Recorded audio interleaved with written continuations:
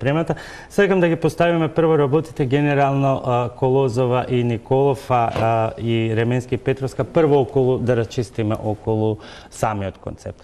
Колку според вас тој ги одговара на препораките кои што беа на препораките на Прибе и колку реално дава некаков надеж за изградба на систем кој што ќе може да се контролира и да биде гаранција за решение околу ОТА, да. Прво морам да објаснам позадината на нашиот проект, начинот на кој што се занимаваме со ова прашање, од кој аспект се занимаваме со ова прашање. Значи, ние пред 3-4 години како институција разработивме таа метода и ја применивме таа анализа на разоткривање на механизмите на заробувањето на државата.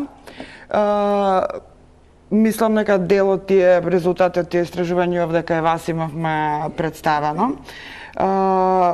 Значи, тоа сознание дека се станува збор за еден систем на политики кои што воспоставуваат известен тип на контрола и произведуваат тип на држава која што е авторитарна, а тоа се политики впишани во закони, значи совршено имплицираат пракси кои што се совршено законски, значи не мора да се незаконски, не мора да станува збор за кршење на закони, не мора да станува збор за корупција, за да биде државата заробена по начинот на илибералната држава, моделот на илибералната држава.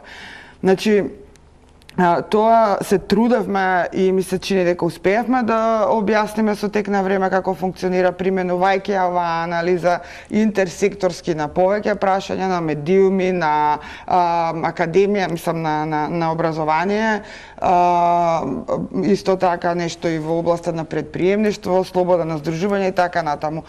Поентата е дека станува збор за интерсекторско прашање, значи за тип, стил на управување на владење, кој што не е така детерминиран специфично од областа што ја управува. Значи, на тој начин можете многу подрачје да управувате. Сега, кој е тој начин? Ние кога првпат го употребивме терминот заробена држава, се изнамачивме да објасниме дека станува збор за посебен тип на заробување, затоа што вообичаено во литературата се користи за капиталистичкиот свет кога капиталот ги контролира институциите, додека кај нас е сосема извртена ситуацијата и се обидовме да објасниме дека станува збор всушност за метода на такво контролирачко, дури заканувачко раководење, governance, како да го преведам, управување, па со тоа и законодавство, типично за една илиберална демократија, која што знае себе да се спакува во ЕУ интегративен пакет.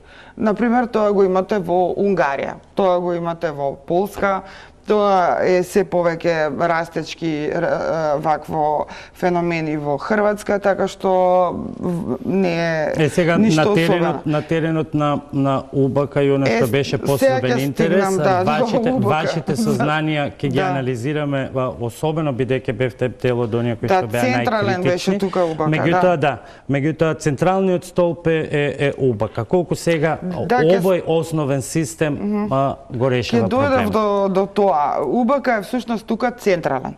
Значи, уште во првиот извештај Прибе кажа дека всушност тоа е јазолот на севкупното заробување. Сега ќе објаснам зошто. Поради диагнозата во што се состои заробувањето на сите нивоа во државата. Таа диагноза Прибе ја даде во вториот извештај. И рече, станува збор за специфичен тип на заробување, каде што извршната власт ги заробува и подчинува законодавната и судската власт. Значи, триаголникот е тој. И позицијата на извршната власт е таа. Тоа ние и кога го објаснувавме во претходните студии за заробувањето, го објаснувавме и самите. Но првпат толку конкретно, толку прецизно, речиси како формула, проблемот го изнесе Прибе во вториот извештај. Сега, Зошто е тука централен УБК? Затоа што по пат на УБК, тој во првиот извештај тоа го објаснува, по пат на МОКТА што има УБК, да ги контролира сите други институции, вклучително и финансиска полиција, царина и сето тоа, значи да има неконтролиран пристап на следење. Всушност, тврди Прибе, УБК интерферира во независноста на судството. Затоа што вика, ако самото обвинителство, значи the prosecutor, ако е постојано, значи во замката на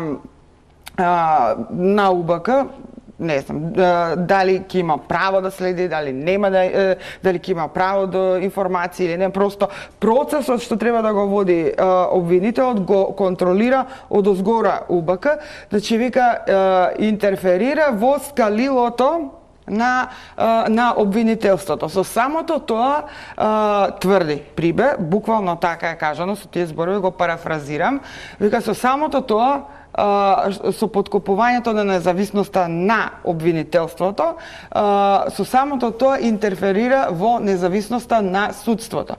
Поради тоа, принцип на сврзани садове. Сега имаме обид за некаква демонтажа. Колку е да бидеме по-конкретни за да имаме простор за дебат. ОТА не е демонтажа, затоа што ОТА останува дел од извршната власт, не е ни оперативниот центар кој го коментира, се извинувам, не го препорачува Прибе во вториот извештај, го коментира како едно од решенијата. Прибе и понатаму инсистира дека опремата мора да биде назад во телекомпаниите, а судот да дава налог. Со самото тоа судството добива на моќ, а се кастрира, условно да кажеме, моќта на извршната власт. Поради сменување на позициите во тој триаголник, заради тоа Прибе инсистира на тоа решение. Вие со формирањето на ОТА формирате уште едно тело на извршната власт и практично нештата остануваат исти.